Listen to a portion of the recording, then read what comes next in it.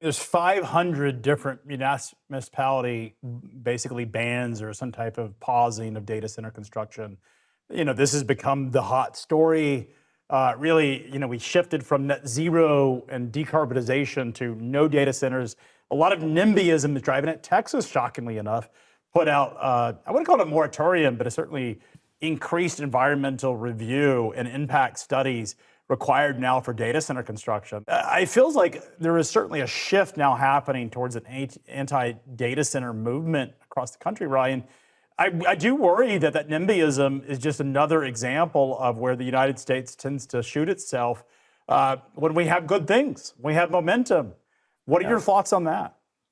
Yeah, Governor Abbott came out with what we call a review. It was a review, right, of going through audits of data centers. And some of that, may be symbolic. We have election considerations as well with that. But even in Birmingham, we put a 6-month moratorium on new data centers. And ultimately, our belief is these data centers will continue to be built out. I think there's a bit of a lack of transparency between the consumer and the data centers.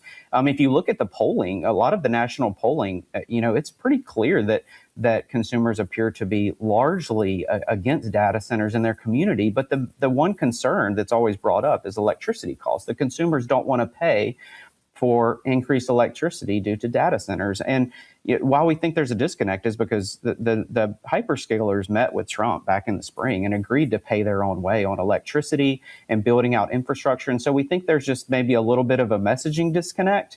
And so a lot of these, bans or pauses are really just an opportunity to come together and make sure that the consumers and the communities are not adversely impacted. We think those will get resolved. And ultimately, we think the data center build out is going to be a multi-year tailwind for industrials and for the freight market.